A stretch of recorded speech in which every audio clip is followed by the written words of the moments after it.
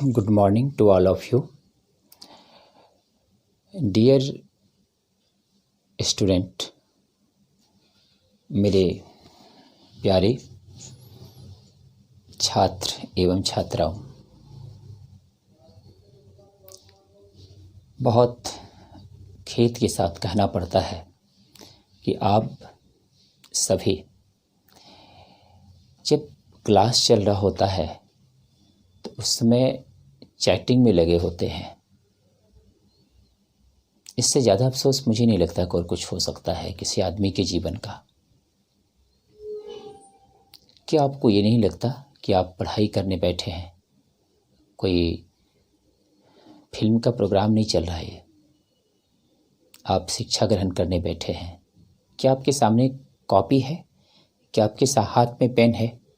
अगर है तो आप एक स्टूडेंट हैं। अगर आपके हाथ में कॉपी और पेन इस समय नहीं है तो आप एक अच्छे स्टूडेंट कभी नहीं बन सकते। इसलिए अभी फ़ौरन कॉपी और कलम लाएं और लेकर ही बैठें, और फिर बाद में ये ना कहें कि मेरा ये छूट गया तो वो छूट गया। आपकी भी जवाबदेही है, हमारी भी जवाबदेही है, पेरेंट्स की भी जवाबदेही है, सबकी है। लेकिन सब अपने अपने दायित्व को अगर पूरा करें तो मुझे लगता है कि एक स्टूडेंट को बहुत अच्छा बनने में ज़्यादा दिन नहीं लगेगा। लेकिन आदमी अपने कर्म से, अपने ही कर्म से अपने फल भोगता है। बाद में वो उसे टीचर को जो दोष देता है, गार्जियन को दोष देता है, ईश्वर को दोष देता है, किसी को भी दोष दे सकता है।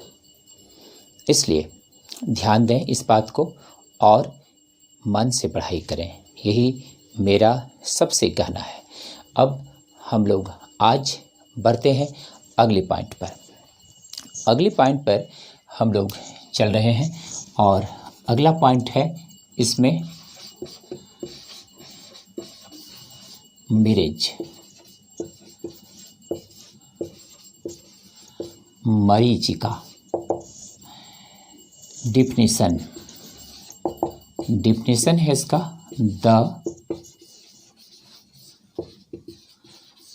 The sighting of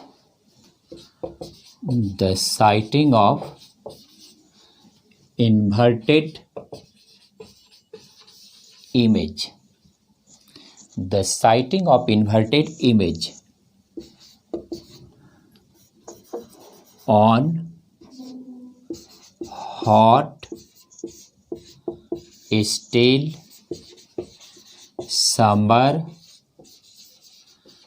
days, on hot still summer days is called marriage, is called marriage। ध्यान देना है। The sighting of inverted image on hot still summer days is called marriage। Hindi वाले स्टूडेंट ध्यान दें। ग्रीष्मकाल के दिनों में शांत उष्म अवस्था में उल्टा प्रतिबिंब का दिखाई पड़ना मरीचिका कहलाता है। उल्टा प्रतिबिंब का दिखाई पड़ना मरीचिका कहलाता है। लिख लिए हैं। अब जरूरत है इस प्रकार के मरीचिका के बनने का कारण क्या है। How can the marriage is formed, तो मैरिज बनने का क्या कारण है। तो कारण सबसे पहले हम लोग देखेंगे। तो कारण में यहाँ पर डिफिनीशन के बाद अब इसका आता है प्रिंसिपल, इसका सिद्धांत क्या है। ये जो मैरिज है खास करके बनता है मरुस्थल में दिखाई पड़ता है ये। तो मरुस्थल में जो दिखाई पड़ता है तो प्रश्न है कि क्या यहाँ दिखाई नहीं पड़ता। हाँ, यहाँ भी दिखाई पड़ता है। तो यहाँ कब दिखाई पड़ता है, पहले मरुस्थल के बारे में ध्यान देना है। मरुस्थल में गर्मी के दिनों में, चूँकि गर्मी ऐसे भी वहाँ ज़्यादा पड़ती है, गर्मी के दिनों में जहाँ बालू ही बालू है, मरुस्थल में बालू बहुत तप जाती है और उसके तपने से वहाँ पर कुछ दूरी पर मिर्च फॉर्म कर जाता है। इसलिए वहाँ आदमी को कुछ दूरी पर लगता है कि पानी का नदी है, जब वहाँ जाता है उसको कुछ दिखाई नहीं पड़ता है। इस तरह का फॉर्मेशन मिर्च कहलाता है। इसी तरह वहाँ मरुस्थल में अगर कोई पेड़ है तो उस तरह का पेड़ भी वहाँ उसे उल्टा दिखाई पड़ता है। पेड़ का उल्टा दिखाई पड़ना मिर्च है। अब आते हैं यहाँ पर। यहाँ कहाँ देखते हैं? जब हम लोग दोपहर के समय अलकतरा वाले रोड पर चलते हैं तो लगता है आगे में कुछ दूरी पर वर्षा हुई है, लेकिन जब वहाँ जाते हैं तो कहीं पानी नहीं मिलता है, रोड सूखा हुआ मिलता है। तो वो क्या है? भ्रम है। तो एक प्रकार से ये जो मिर्च है, मरीचिका, एक प्रकार का भ्रम है। मरीचिका को कहीं कहीं लिखा हुआ मृग तृष्णा भी मिलता है, कहीं कहीं इसे मृग मरीचिका भी कहा जाता है, लेकिन वाजिब में इसका नाम मरीचिका ही है। इसलिए एक प्रकार का ये भ्रम है, एक प्रकार का इल्यूशन है ये। तो गौर करना है इसका प्रिंसिपल कौन कौन सा है। Principle number 1, refractive index. Refractive index must be different for different layer of air in atmosphere. Refractive index must be different for different layer of air in atmosphere. इसका हिंदी है, वायुमंडल में हवा के अलग अलग स्तर का अपवर्तनांक अलग अलग होता है। वायुमंडल में हवा के अलग अलग स्तर का अपवर्तनांक अलग अलग होता है। तो ध्यान देना है, पहला सिद्धांत क्या हुआ कि वायुमंडल में हवा के अलग अलग स्तर का अपवर्तनांक अलग अलग होता है। अगर ऐसा नहीं हो तो मिर्च नहीं बनेगा। तो ये पहला सिद्धांत हुआ। दूसरा सिद्धांत number 2, the total internal reflection of light. देखो भाई, दूसरा सिद्धांत है प्रकाश का पूर्ण आंतरिक परावर्तन। प्रकाश का पूर्ण आंतरिक परावर्तन। तो ये जो मिर्च बनता है ये 2 कारणों से बनता है। इसका 2 सिद्धांत है। अगर इसमें दोनों में कोई भी एक सिद्धांत लागू नहीं होता हो तो इस स्थिति में मिर्च का बनना संभव नहीं है। तो मिर्च तभी बनेगा जबकि वायुमंडल के अलग अलग स्तर में हवा का अपवर्तनांक अलग अलग हो, पहला। दूसरा, जब प्रकाश का पूर्ण आंतरिक परावर्तन होता हो। नोट हो गया? याद हो गया? अब चलते हैं, हम लोग ये समझते हैं कि ये जो मिर्च है, आखिर मिर्च कितने प्रकार का होता है। हाउ मैनी टाइप्स ऑफ मिर्च। तो अब हम लोग टाइप ऑफ मिर्च पर चलेंगे। तो मिर्च का क्या टाइप है, अब इस पर हम लोग को चलना है, टाइप ऑफ मिर्च पर। तो ध्यान देना है, टाइप ऑफ मिर्च। तो मिर्च जो है ये 2 टाइप का होता है। एक होता है इन्फीरियर मिर्च और दूसरा होता है सुपीरियर मिर्च। तो देखो भाई,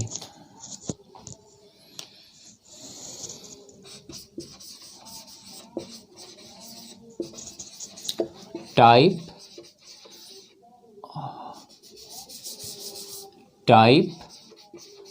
ऑफ मिर्च। टाइप ऑफ मिर्च का मतलब है मरीचिका का प्रकार। मरीचिका का प्रकार। नोट करना है, there are two types of mirage. मरीचिका कितने प्रकार का है? 2 प्रकार का। There are 2 types of mirage. मरीचिका 2 प्रकार का है। पहला है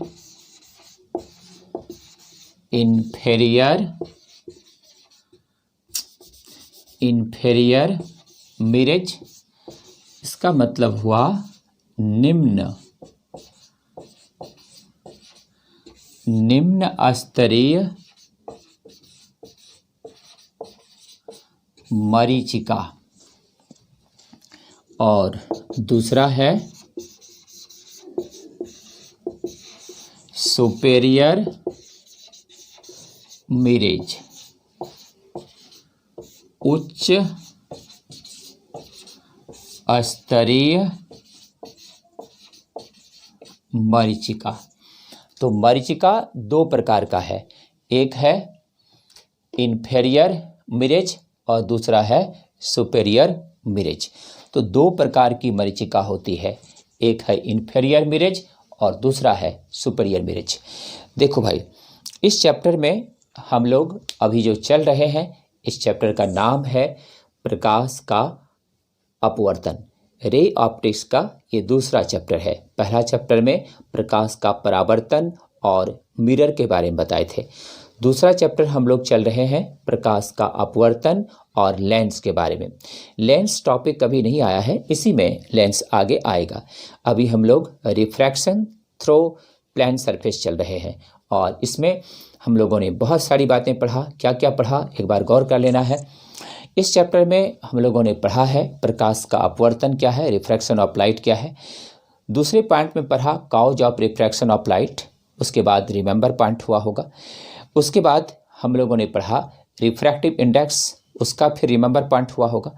उसके बाद हम लोगों ने पढ़ा प्रिंसिपल ऑफ रिवर्सिबिलिटी, उसके बाद पढ़ा refraction through compound medium, that means refraction through different medium, उसका भी रिमेंबर पॉइंट हुआ होगा।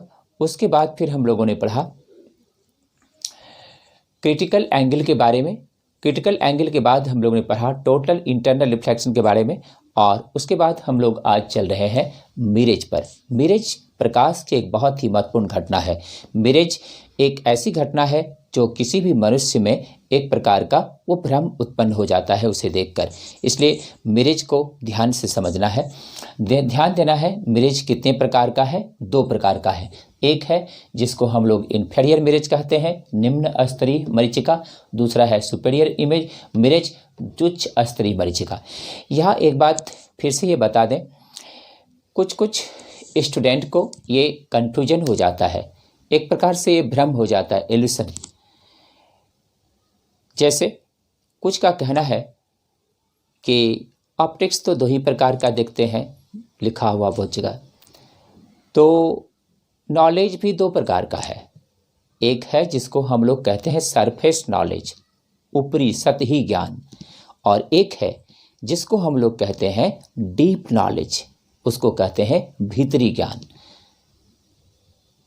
सतही ज्ञान और भीतरी ज्ञान, surface knowledge and deep knowledge. सही बात है, कुछ बुक्स में 2 प्रकार का बताया है optics, ray optics, wave optics. लेकिन जब आप बहुत सारे सिस्टम पर अध्ययन करेंगे, एक अच्छे स्टैंडर्ड बुक को फॉलो करेंगे, तो मिलेगा आपको ऑप्टिक्स 3 प्रकार का है, ray optics, wave optics, quantum optics. Important part है क्वांटम ऑप्टिक्स। आगे जब आप कूलम का नियम पढ़ते हैं तो बहुत सारी बुक में मिलेगा आपको। कूलम का एक ही नियम है, एक नियम 2 नियम लिख भी नहीं किया, कूलम नियम दे दिया, कूलम नियम है। लेकिन जब आप अच्छी तरह अध्ययन करते हैं कुछ स्टैंडर्ड बुक का, तो मिलेगा आपको कूलम का 2 नियम होता है। इसी तरह जब आप पढ़ते हैं अपवर्तन का नियम, laws of refraction of light, तो कुछ बुक्स में मिलेगा आपको प्रकाश के अपवर्तन का 2 नियम है। लेकिन फिर वही बात, जब आप स्टैंडर्ड बुक फॉलो करते हैं, जब आप डीप नॉलेज लेने जाते हैं, तो वहाँ पे मिलेगा आपको 3 लॉ है।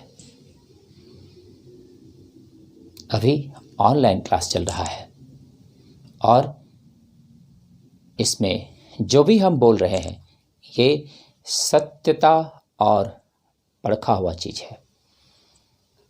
अगर नहीं भी चल रहा होता ऑनलाइन क्लास, अगर ऑफलाइन क्लास भी चल रहा होता, तो भी इस बात का, पढ़ाने का और इस चीज़ों का अनुभव का मुझे लंबा पता है, लंबा अनुभव है। इसलिए आज नई बात नहीं है, इसलिए अपवर्तन का 3 नियम आप याद रखें और उसे ध्यान से पढ़ें। तो गौर करना है, अपवर्तन का 3 नियम है। अब अगर आप मीरेज पर जाते हैं तो मीरेज आपको कुछ बुक्स में एक ही प्रकार का मिलेगा। प्रकार मीरेज में देवे ने क्या है, बहुत किताब, लेकिन वही बात सरफेस नॉलेज, डीप नॉलेज। अगर डीप नॉलेज लेते हैं तो आपको पता चलेगा कि मीरेज 2 प्रकार का है। एक है इन्फीरियर मीरेज और दूसरा है सुपीरियर मीरेज। और मैंने कल भी कहा था और ये सबको पता है कि मुझे बहुत डीप से पढ़ाने का आदत है, और इसलिए क्योंकि मेरा एक ही उद्देश्य है कि ये आपका समय जो चल रहा है ये फिर दोबारा नहीं आएगा। इसलिए हम कोशिश करें, क्यों ना कोशिश करें कि हर चीज़ों को बहुत डीप से पढ़ें। आज के विद्यार्थी में और हर चीज़ों में शॉर्टकट मेथड भागने का प्रचलन पड़ गया है। खाने में भी शॉर्टकट हो रहा है, पहनने में शॉर्टकट हो रहा है, पढ़ने में भी शॉर्टकट हो रहा है। लेकिन याद रखें, आपको शॉर्टकट मेथड ज़रूरी है कुछ चीज़ों में, लेकिन शॉर्टकट पढ़ाई ज़रूरी नहीं है, वो आपको दिक्कत कर सकता है। इसलिए हमेशा जब भी पढ़ें, 1 किताब से, 2 किताब से, 3 किताब से, जितना पढ़ें उतना आपके लिए फ़ायदा है। इसलिए मेहनत करें और जम के मेहनत करें।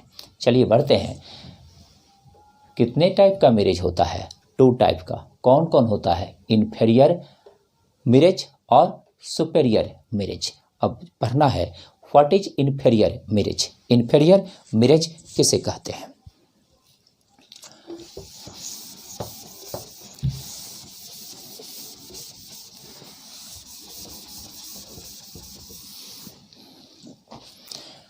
Inferior marriage.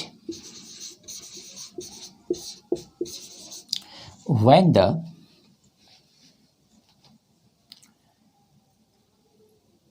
inverted image is when the inverted image is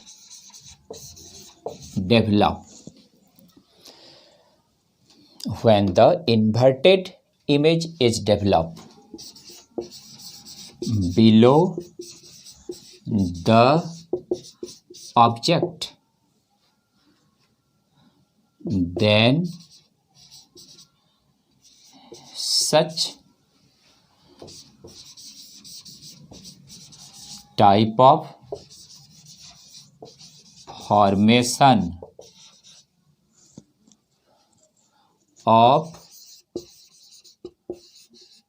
of marriage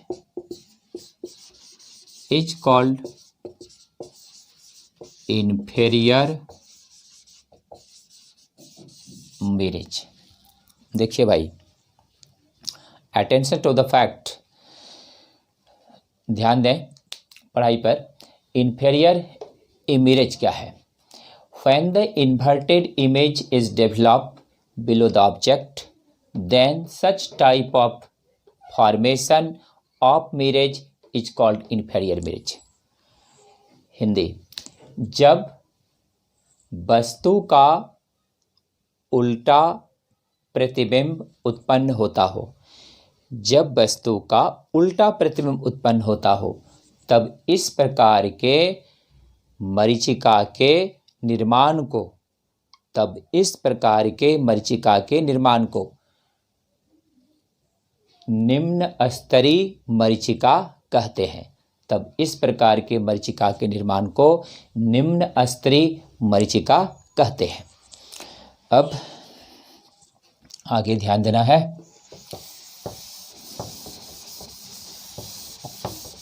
diagrams का निम्न स्तरीय मरीचिका तभी बनेगा जब उस ऑब्जेक्ट का, जैसे कि पैर का, इमेज नीचे बन जाएगा उल्टा, और इस तरह से जो फॉर्मेशन होगा मिरेज का वो इन्फेरियर मिरेज कहलाता है। तो पहले हम लोग अब इन्फेरियर मिरेज के डायग्राम द्वारा समझेंगे ये इन्फेरियर मिरेज एक्चुअली क्या है। ध्यान देना है, हम लोग अभी इन्फेरियर मिरेज पर चल रहे हैं।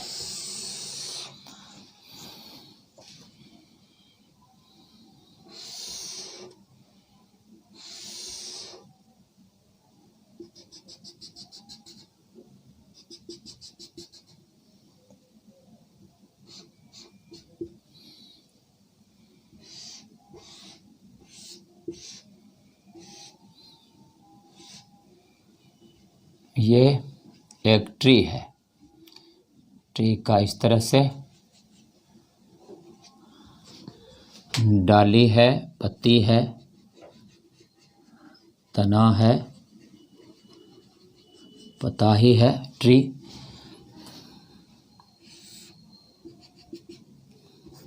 इस तरह से इसका इन्वर्टेड इमेज बन रहा है।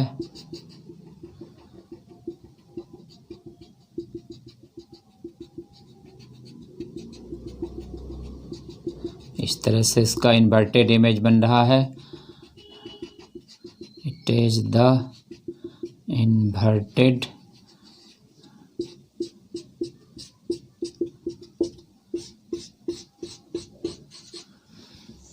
देखो भाई,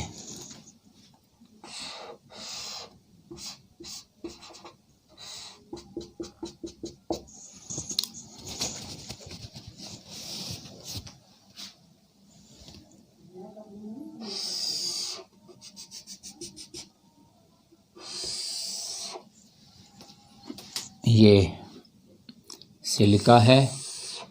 इस तरह से अलग अलग लेयर है इसका, डिफरेंट लेयर।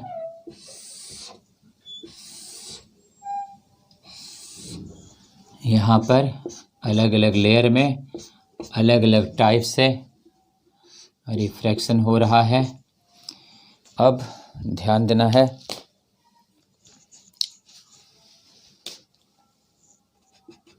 ये सिलिका है।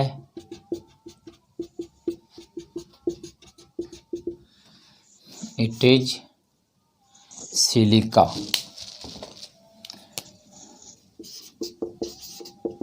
सिलिका, ये हुआ ट्री, ये हुआ इन्वर्टेड इमेज ऑफ ट्री, और यही है मिरेज।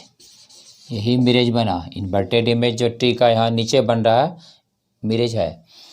यहाँ पे डिफरेंट लेयर है और एंगल ऑफ इंसिडेंस फॉर्म कर रहा है, क्रिटिकल एंगल फॉर्म कर रहा है। यहाँ पर, यहाँ जो है ये है हॉट एयर, और इधर जो है धीरे धीरे ऊपर क्या हो रहा है, कोल्ड एयर। तो ये हो रहा है कोल्ड एयर।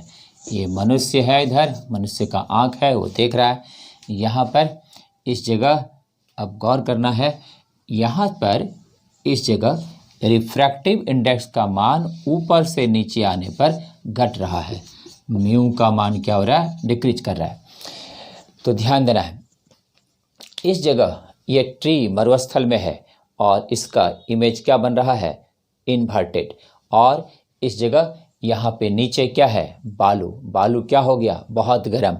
जब गर्म बालू हो गया तो वो एकदम तप जाएगा, वहाँ के संपर्क की हवा बहुत गर्म हो जाएगी और वो लिक्विफाइड कर जाएगी और वहाँ पर पानी जैसा अनुभव होने लगेगा। और जब पानी जैसा अनुभव होने लगेगा तो यहाँ हम लोग कह सकते हैं कि यहाँ जब पानी जैसा अनुभव होगा और ऊपर जो हवा जैसा अनुभव हो रहा है तो डेंसर टू रेयर। और डेंसर टू रेयर जब लाइट जाता है तो वहाँ पर क्या होता है, angle of incidence critical angle से बड़ा हो जाता है। एंगल ऑफ इंसिडेंस जब क्रिटिकल एंगल से बड़ा हो जाएगा तो कौन सी घटना घटती है, total internal reflection of light. तो यहाँ पर हम लोग कह सकते हैं कि since angle of incidence is greater than critical angle so total internal reflection, so total internal reflection take place. So total internal reflection take place. Hence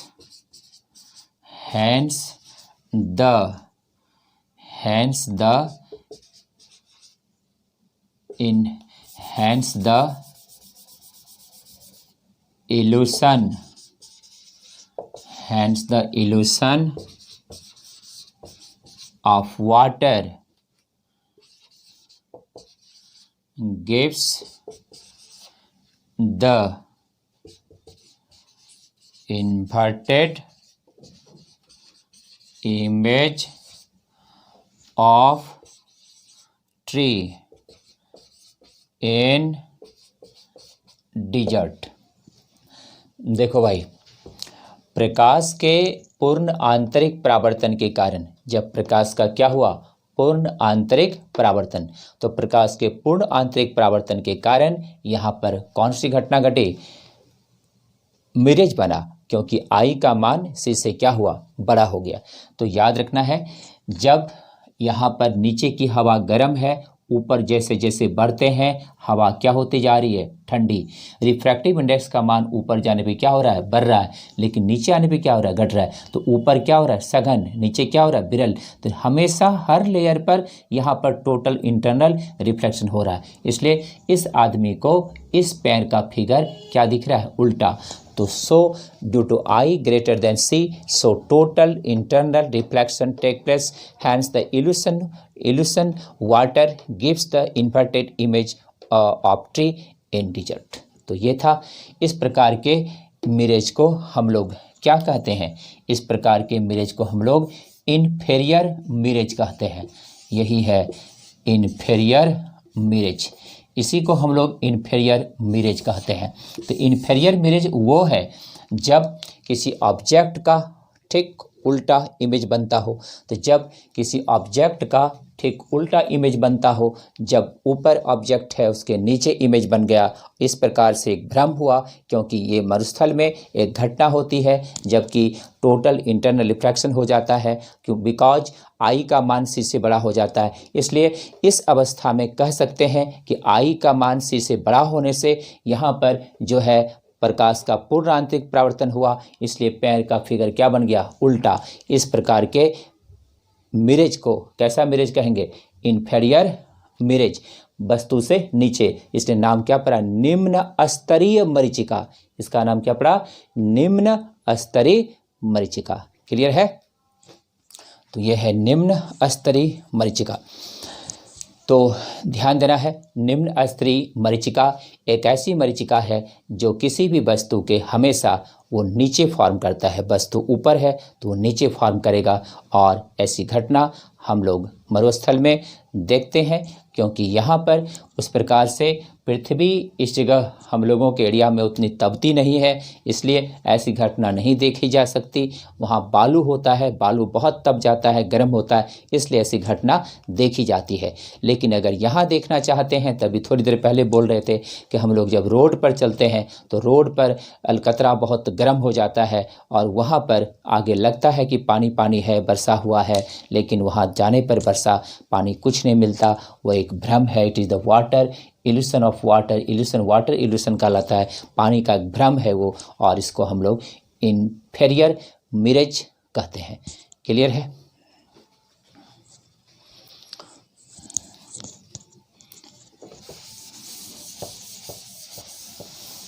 number 2, superior mirage क्या है।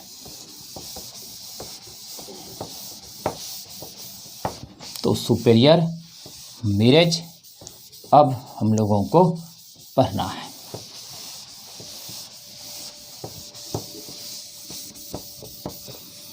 देखो भाई, सुपेरियर मिरेज क्या है। Number 2, superior mirage Hindi क्या है? उच्च स्तरीय मरीचिका। उच्च स्तरीय मरीचिका, इसको हम लोग उच्च स्तरीय मरीचिका कहते हैं। उच्च स्तरीय मरीचिका अब हम लोगों को समझना है। अभी हम लोग क्या समझ रहे थे? इन्फीरियर मिरेज क्या है? तो इन्फीरियर मिरेज हम लोग अभी समझ रहे थे, निम्न स्तरीय मरीचिका। लेकिन अब समझना है उच्च स्तरीय मरीचिका क्या है।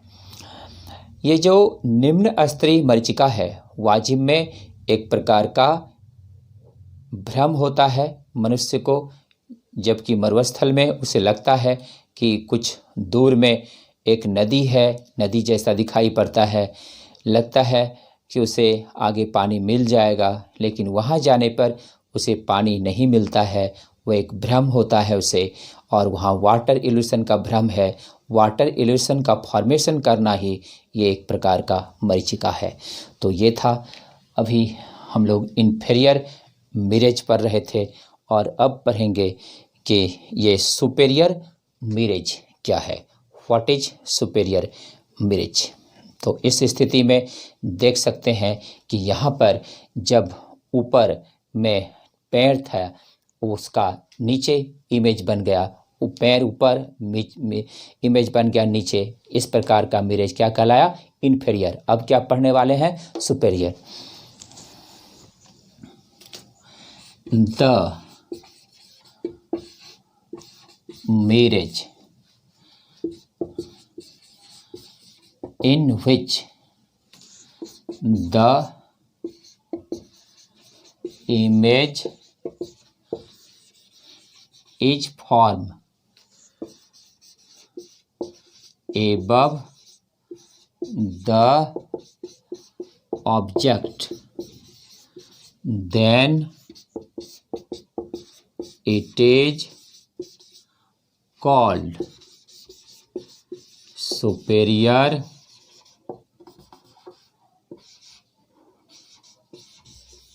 mirage. Then it is called superior mirage.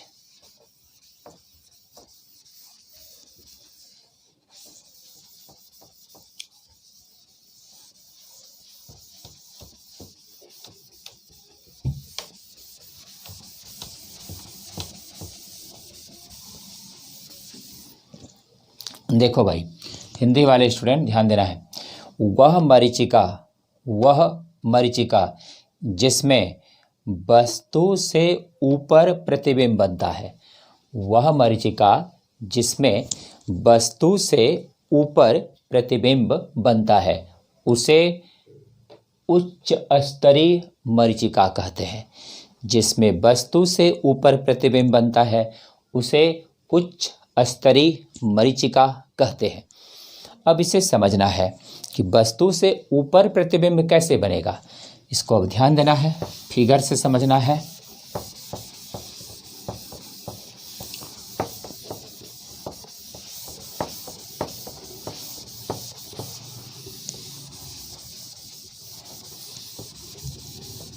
तो अब उच्च स्तरीय मरीचिका कैसे बनता है, ध्यान देना है।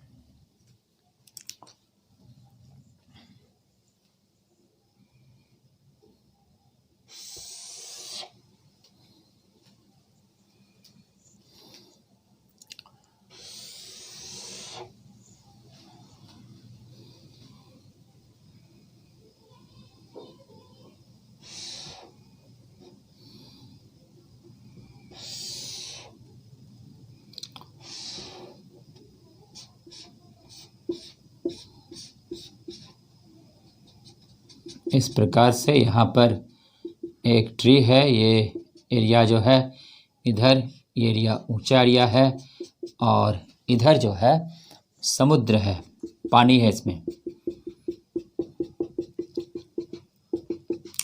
ये समुद्र है, यहाँ पर पानी है।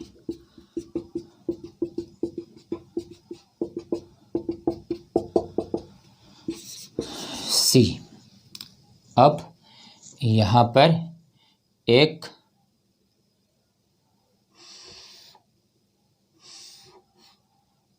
बोट है।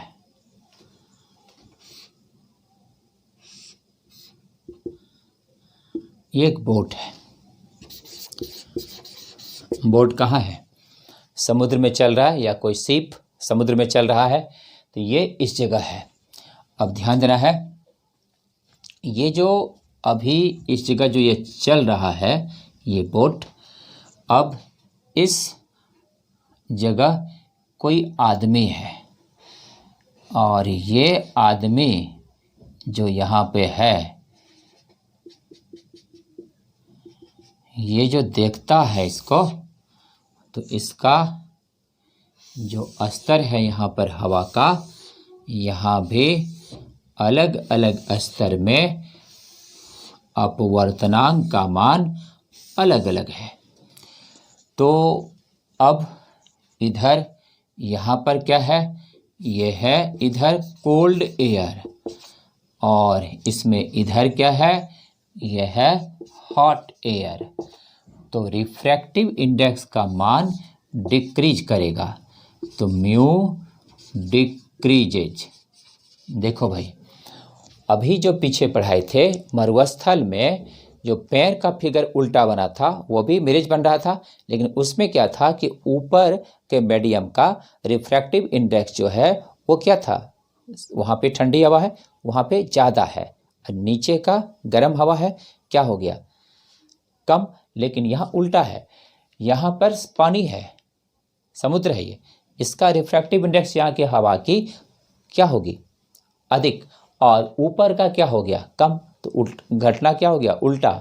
इसलिए वहाँ पर इमेज बन रहा था नीचे, यहाँ पर इमेज बनेगा ऊपर। तो अब इसका इमेज, ये जो बोट है ये अब इमेज इसका यहाँ बनेगा, हवा में दिखाई पड़ेगा, और ये इस तरह से इस बोट का इमेज दिखाई पड़ेगा।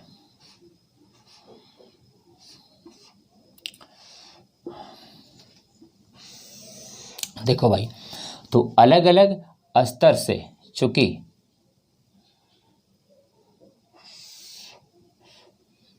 इस तरह से अलग अलग स्तर से, चूंकि प्रकाश का क्या हो रहा है, पूर्ण आंतरिक परावर्तन, और इसलिए यहाँ पर आई का मान, चूंकि यहाँ भी आई का मान क्या हो रहा है, सी से ज़्यादा, तो आई का मान सी से ज़्यादा हुआ, तो यहाँ पर भी कौन सी घटना घटी, टोटल इंटरनल रिफ्लेक्शन, तो पूर्ण आंतरिक परावर्तन।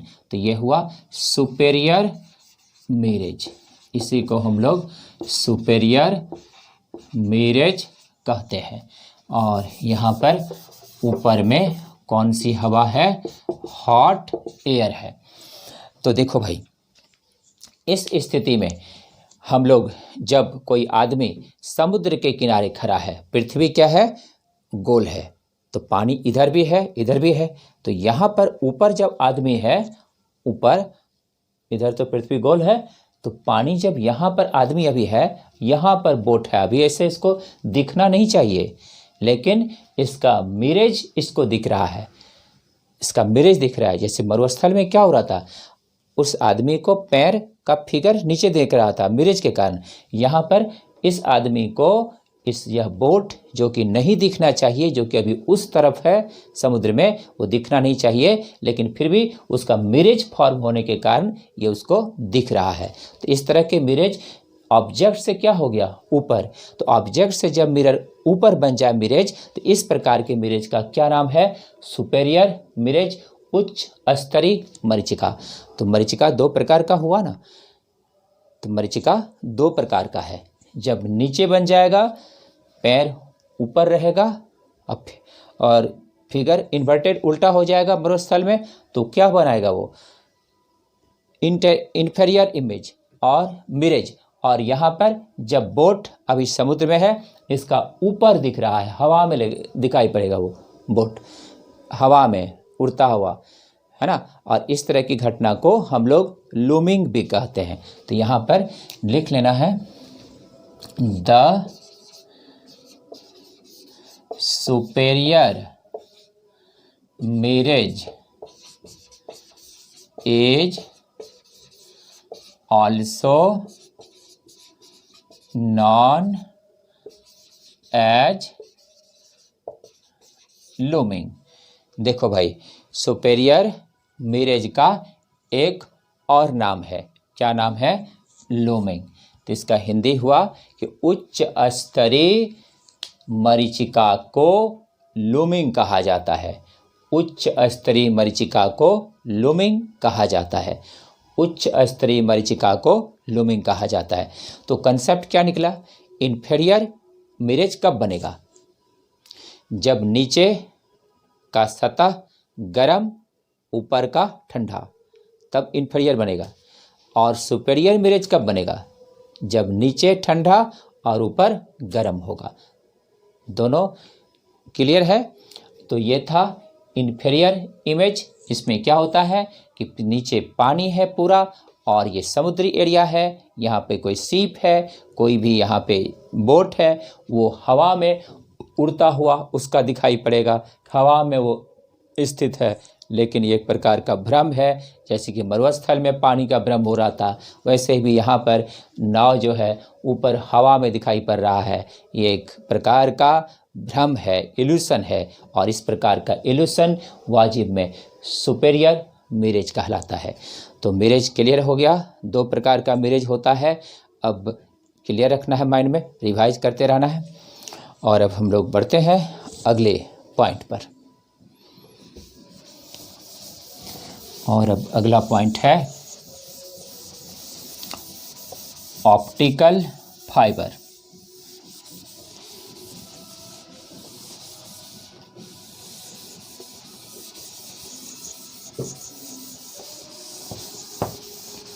तो अब है इसमें ऑप्टिकल फाइबर हम लोग पढ़ेंगे। अभी हम लोग पढ़ रहे थे इंफीरियर मिरेज और फिर superior mirage. Inferior mirage generally कहाँ बनता है? मरुस्थल में। और सुपेरियर इमेज कहाँ बनता है? समुद्र के किनारे।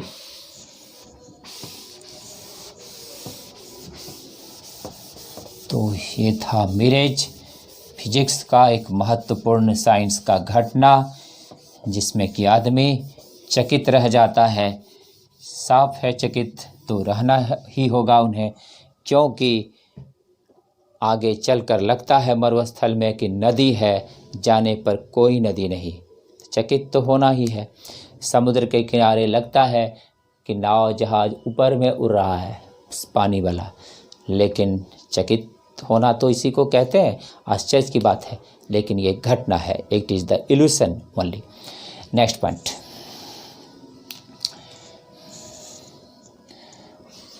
Optical fibre.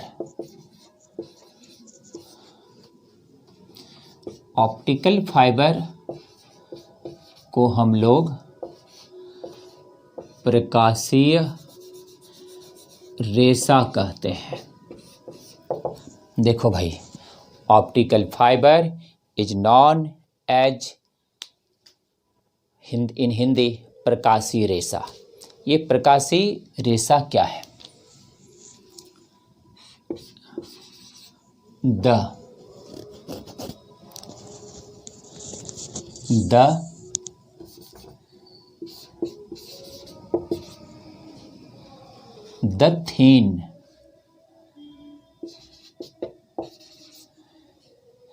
the thin wire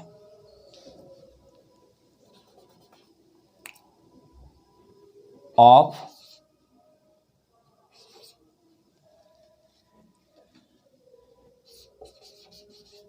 standard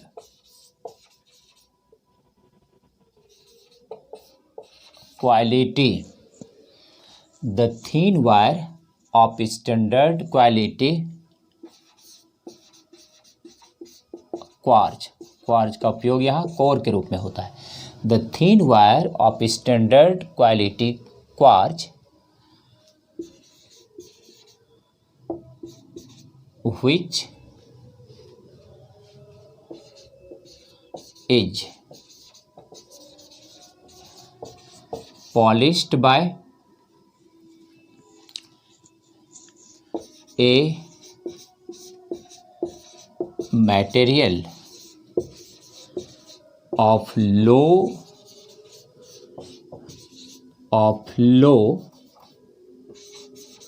refractive index, इसको हम लोग क्लैडिंग कहते हैं। It is called optical fibre. देखो भाई, यही है ऑप्टिकल फाइबर। अब ध्यान देना है, ऑप्टिकल फाइबर का हिंदी लिखना है, जिसको हिंदी लिखना है, the thin wire of standard quality quartz. Hindi हुआ उच्च गुणवत्ता वाला क्वार्ज का बना तार। उच्च गुणवत्ता वाला क्वार्ज का बना तार। उच्च गुणवत्ता वाला क्वार्ज का बना तार जिसके ऊपर निम्न अपवर्तनांक वाले पदार्थ का स्तर चढ़ा होता है। जिसके ऊपर निम्न अपवर्तनांक वाले पदार्थ का स्तर चढ़ा होता है उसे ही प्रकाशी रेशा कहते हैं। उसे ही प्रकाशी रेशा कहते हैं। अब इसको समझना है डायग्राम से।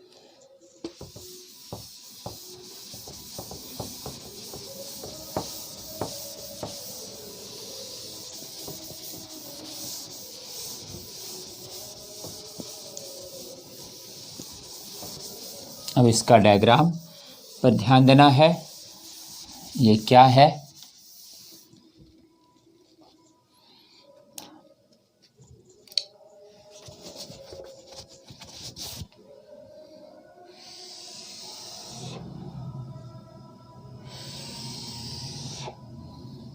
इस तरह से ऊपर से ये कोटिंग किया हुआ है।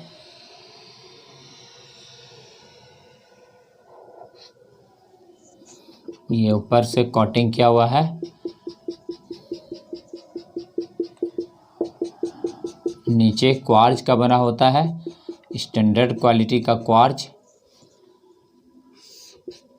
ये क्वार्ज हुआ और यही इसका कोर हुआ। रिफ्रैक्टिव इंडेक्स है इसका 1.7 और ये जो ऊपर में है इससे कम रिफ्रैक्टिव इंडेक्स होना चाहिए। तो कम किसका? कांच का है, तो कांच का इसके ऊपर अस्तर चढ़ा होता है और इसी को हम लोग क्लैडिंग कहते हैं। इट इज कॉल्ड क्लैडिंग और इसका रिफ्रैक्टिव इंडेक्स 1.5 होता है।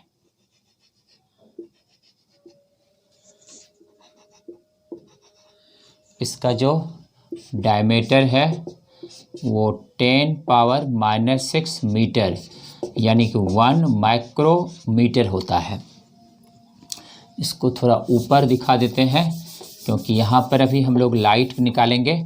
यहाँ से लाइट इसमें आया, इस तरह से टोटल इंटरनल रिफ्लेक्शन होते हुए लाइट बाहर निकल गया।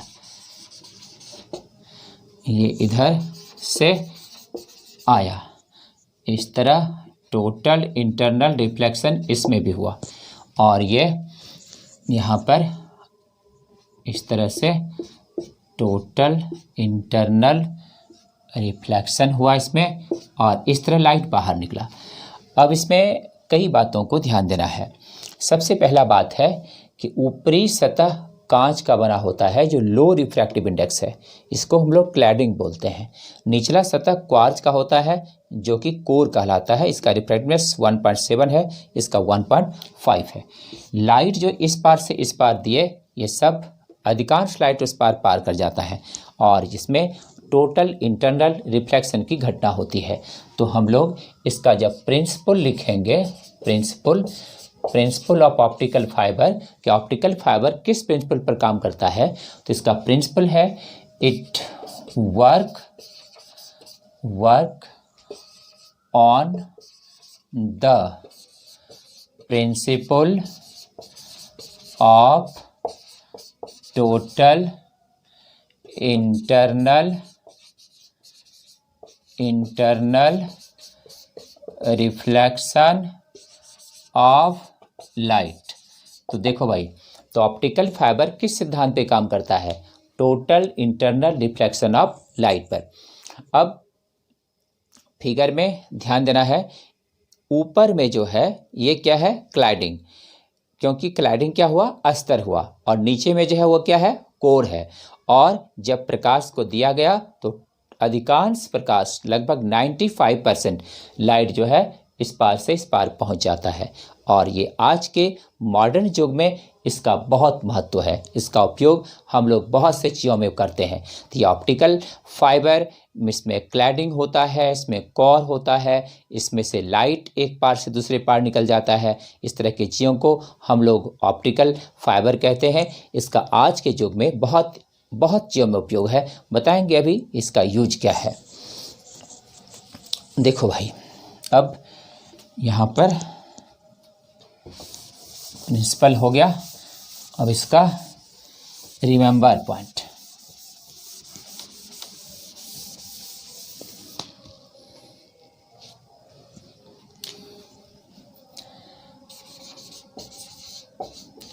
Remember points. नंबर 1, पहला है refractive index of inner surface is 1.7। देखो भाई, ऑप्टिकल फाइबर में पहला बात याद रखना है, इसके भीतरी सतह का अपवर्तनांक 1.7 होता है, इसके भीतरी सतह का अपवर्तनांक 1.7 होता है। Inner surface is known as core. Inner surface जो इसका होता है उसको क्या कहते हैं, कोर कहते हैं। और ये कोर किस चीज़ से बना होता है, क्वार्ट्ज से बना होता है। तो ये क्वार्ट्ज से बना होता है, इसको कोर कहते हैं। अब point number 3, refractive index of outer surface is 1.5। ऊपरी सतह का अपवर्तनांक कितना होता है, 1.5 होता है, और इसका नाम क्या है, क्लैडिंग। तो 4 नंबर पॉइंट में लिखा रहे हैं, इसको हम लोग क्या कहते हैं, क्लैडिंग कहते हैं। क्लैडिंग क्या हुआ, एक प्रकार से उसके ऊपर का अस्तर हुआ। जब हम लोग किसी पर पॉलिश करते हैं, अस्तर चढ़ाते हैं, उसी को क्या बोलते हैं, क्लैडिंग बोलते हैं। नंबर 4 में याद रखना है, ये the upper surface is known as, upper surface is known as cladding. Upper surface को क्या कहते हैं, क्लैडिंग कहते हैं। तो अपर सरफेस क्या हो गया, क्लैडिंग, लोअर सरफेस क्या हो गया, कोर। और लाइट कितना पार करेगा, तो यहाँ पे 5 नंबर में याद रखना है, 95% light cross from one end to other end for length 1 kilometre. इसका मतलब हुआ कि 1 किलोमीटर लंबा, 1 किलोमीटर लंबा तार के लिए, यानी ऑप्टिकल फाइबर यदि 1 किलोमीटर लंबा है तो उसके लिए 95% लाइट इस पार से उस पार चला जाता है। इस पार से उस पार कितना परसेंट लाइट पार करता है? तो 95% लाइट 1 किलोमीटर लंबा तार के लिए पार कर जाता है। तो समझ सकते हैं इसमें कितना ज़्यादा ऑप्टिकल ट्रांसमिशन होता है। अब नंबर 6 में याद रखना है, the diameter of optical fibre. The diameter of optical fiber is 1 micrometre. 1 micrometre का मतलब क्या है? 10⁻⁻6 मीटर। तो इसका जो डायमीटर होता है, डायमीटर ऑप्टिकल फाइबर का, वो कितना है? 10⁻⁻6 मीटर। तो देखो भाई, तो ऑप्टिकल फाइबर क्वार्ट्ज का बना हुआ एक पतला तार होता है जो कि बहुत स्टैंडर्ड क्वालिटी के क्वार्ट्ज से बनाया जाता है, जिसका इनर जो सरफेस है, इनर सरफेस भीतरी सतह, उसका प्योर क्वार्ट्ज होता है और ऊपर जो सरफेस है वो कांच का पॉलिश होता है उस पर, और उसका रिफ्रैक्टिव इंडेक्स इनर वाले से कम होता है और इसका डायमीटर 10⁻⁻6 मीटर होता है। अब हम लोगों को ये ध्यान देना है कि इसका हम लोग दैनिक जीवन में क्या यूज करते हैं। तो ये था ऑप्टिकल फाइबर। इसमें से ऑप्टिकल फाइबर में एक और बात अभी नोट करना है रिमेंबर पॉइंट में, number 7,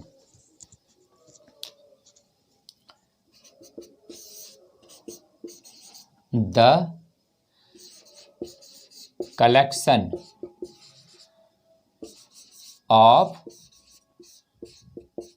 optical fibre is called light tube. The collection of optical fiber is called light tube, क्योंकि ये लाइट को आर पार करता है। तो कलेक्शन जो इसका है वो क्या है? लाइट ट्यूब है। तो collection of optical fibre is called light tube.